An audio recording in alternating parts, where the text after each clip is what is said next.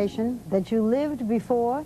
According to some estimates, more than half the people in the world do, including the woman you're about to meet. She wasn't always a believer. She came to it because of the powerful and recurring images in her mind. What do they mean?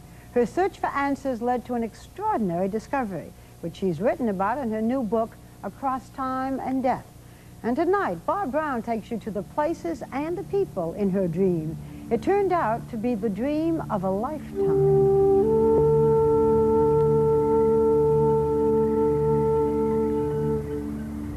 The coastline curved away to the east and towards the open sea. I was disturbingly aware of a strong and ridiculously comforting sense of familiarity. As I stood there remembering waiting at dusk, wrapped inadequately in a black shawl, as a cold sea breeze blew inland, I could not remember the person for whom I was waiting.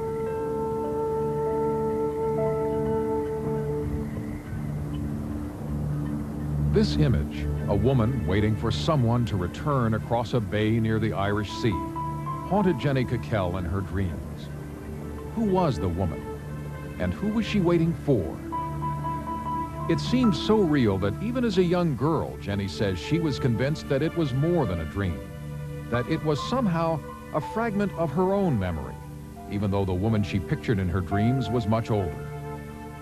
This is the story Jenny Kukel tells of a search to explain those memories and of an extraordinary reunion that occurred because of it. She demonstrated for us the steps she took as she grew to believe that her memory came from a life she had lived before as a woman who died in childbirth and left behind several young children. That dream, the dream of dying, was the strongest of all. I remembered being in a white room, and I knew that I was leaving the children behind, and there was nothing I could do about it. And I was always worrying about what had happened to the children. Jenny says the name she associated with the dying woman in her dreams was Mary. And she says that even as she grew up in an English village, she identified with Mary and felt a mother's guilt at having left her children. But Jenny Kukel had a life of her own to live in Towcester, England. She and her husband Steve have 2 children, Lee and Heather. As for the children in her dreams and the woman named Mary, exploring that mystery was deferred until Jenny was settled in her home life and could spare the time to search for some kind of meaning behind her memories. She says she was reluctant even to suggest to anyone else what she had come to believe, that she had lived a previous life as Mary in a small village by the sea in Ireland, and that she was drawn to believe it was one village in particular. I found a map of Ireland with very little detail on it at all, and I knew that somehow I would know where to find where the village was. There was nowhere interested in me except this one place, and the name Malahide was written there. As a child, Jenny says, she had drawn a crude diagram of the streets that she dreamed of, and so she looked for more detailed maps to compare with her drawing. And she discovered there were strong similarities between her childhood sketch and that small town north of Dublin called Malahide.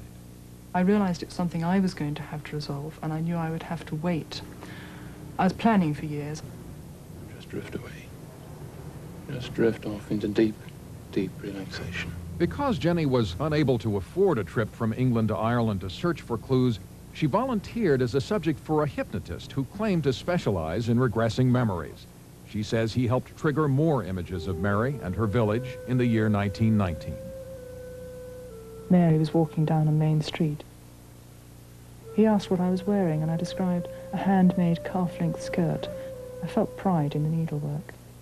Kukel described other details that were witnessed and documented by those who attended her hypnosis sessions. She gave descriptions of Mary's cottage and of photos on the wall, including a picture of Mary. I'd remember just ordinary things like being in the kitchen, walking to church, just cooking and restuffing mattresses, and particularly I remember one incident of catching a hare because food was short. The children did it with a snare, and this poor thing was caught by its hips and still alive. She says she was frustrated that hypnosis had brought her no closer to discovering what Mary's last name was. But one image she did describe vividly under hypnosis was of a church, And although she had yet to visit Ireland, Jenny says she made a sketch of the building's outline. There were coping stones along the top. There were piers either side. The wall was curiously blank. It was very close, very large. There was a notice board in the front. Finally, Jenny was able to save enough money to make a trip to Malahide to search for the landmarks in her mind's eye.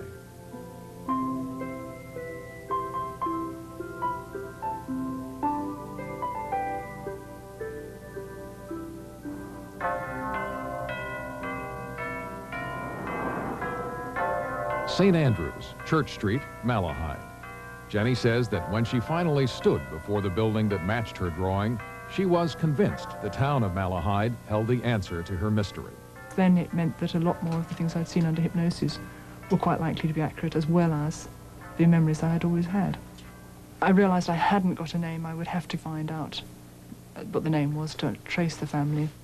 She returned home to England and began writing to Irish papers, historical societies, to Malahide residents, now focusing her search on whether such a family had existed. Dear Sir, I'm trying to trace a family of children. Their mother's name was Mary, and it was after her death in the early 1930s that the family was separated. Dear Mrs. Cockell, sorry for the delay in writing to you. Relating to the mother who died in the 1930s. One response was striking in the chain of circumstances it listed that coincided with Jenny's dreams. The landlord wrote back to say there had been a family in the Malahide area whose mother had died in childbirth, leaving behind 6 living children. Her name was Mary. The letter also provided one of the most significant missing details, the family's last name. She was Mrs. Sutton. After her death, the children were sent to orphanages. So a family had been split apart by the death of a mother named Mary. And over the next year, Jenny redoubled her efforts by writing to orphanages in Ireland until a response from a priest in Dublin provided another lead, the names of the Sutton children. 6 children were christened in St. Sylvester's Catholic Church, Malahide. I am, sincerely yours, Reverend Father Leo McCormack. I picked up the phone and this lovely voice was at the far end of it. And she said to me, she says, I'm looking for Sonny Sutton. Wants to say, you're speaking to him.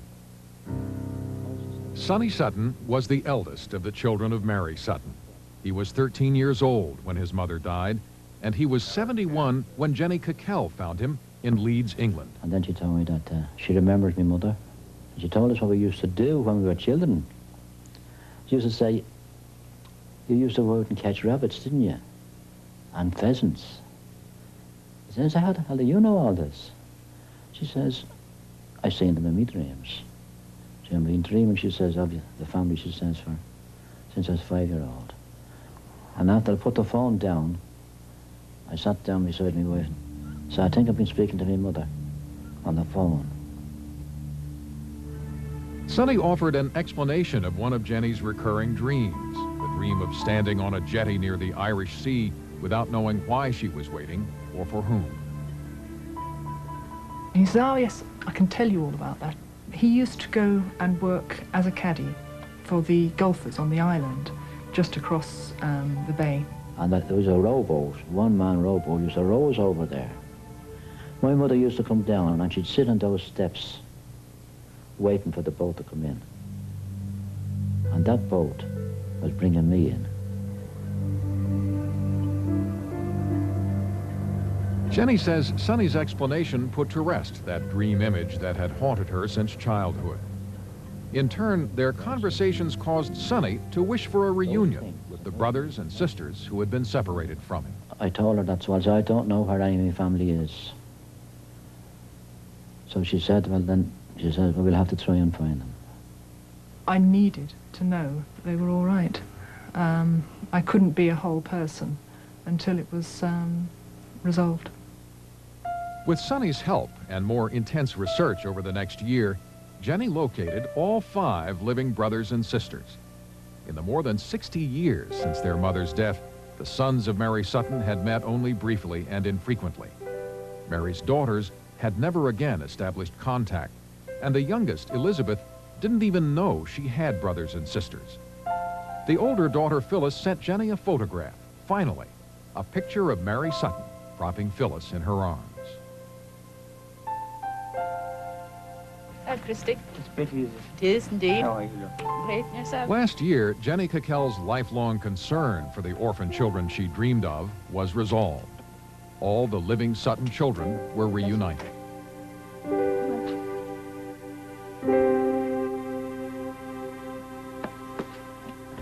Hi, Jenny. We brought them together again in the spring in Malahide to celebrate Sonny's 75th birthday. They should never have been separated. So it was getting them together again, finding out what had happened to all of them. That was wonderful, just to see them now. None had led easy lives. After his mother's death, Christy was sent to an orphanage in Dublin with his brother Frank. Later, Frank joined the army, eventually married and had 3 children. Christy never married, and the brothers simply lost touch when they reached adulthood. But some of the children never knew what had become of the others until Jenny Cockell found them. Betty, the youngest, was brought up from infancy by her aunt and uncle and never told of her real family. Phyllis was raised by nuns from the age of 7 when the family was broken up. Today, she has 10 children of her own. And Sonny, the eldest, stayed at home to care for their father, Mary's husband. But his father beat him regularly, Sonny says, and so at the age of 17, Sonny ran away to join the army. Where we're entering, it's the bedroom. So we'll actually be climbing in what used to be the window. Later that day, the brothers and sisters returned together to the site of their childhood home, the ruins of a cottage buried for years under thick brambles. Many of their recollections coincided with dreams Jenny had reported, such as finding the children standing around a rabbit caught in a snare. Me and the children ran home to the mother and saying, "We caught one, we got one." And the mother came down, but the animal was still alive. And we let it go. They also agreed that the description Jenny gave under hypnosis of the cottage that once stood here was remarkably accurate. Christy was only 6 years old the day he last saw his mother here. You remember that day? I remember that day where I sit with her now. I can picture those 2 men taking out the stretcher with Mammy and putting her into the ambulance and taking her away. And she never came back. But she's back now, she's there.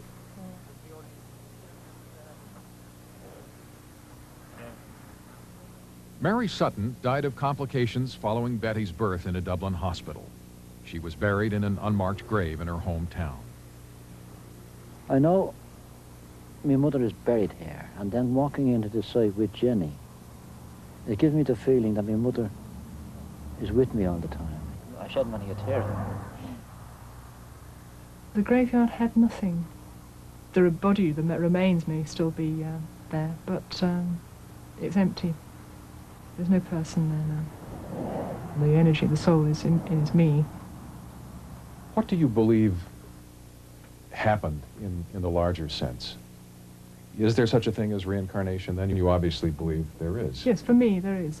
It's a perfectly normal way of looking at life, that you keep coming back. Is it possible that at some point in your childhood you could have been asleep and the radio or television could have been on and you could have heard the word Malahide, you could have heard about Ireland? It's an ordinary family. It's not one that would have been dramatized in a play in the 50s when I was growing up. I don't think for this particular case that could be a consideration.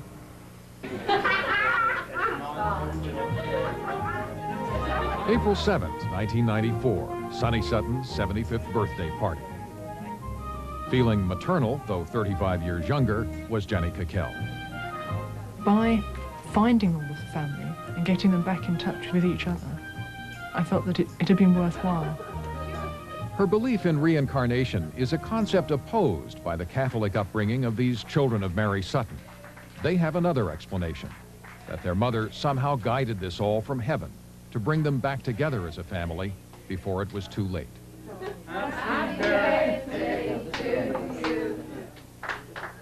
I suddenly found out I felt what was missing in my teens was the fact of not having a family. I feel very close to her every time I see her. I said, there's my mother.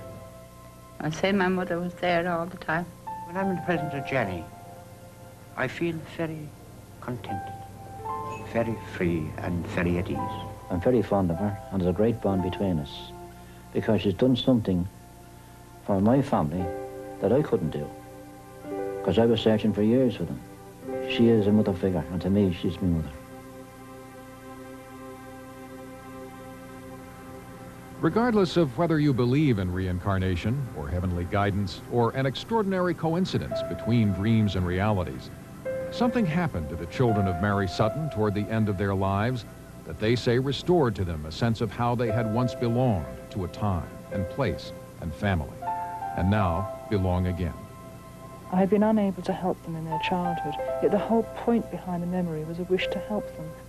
My feelings remained strongly maternal, but I was able to understand that the children were now self-sufficient. I felt curiously free,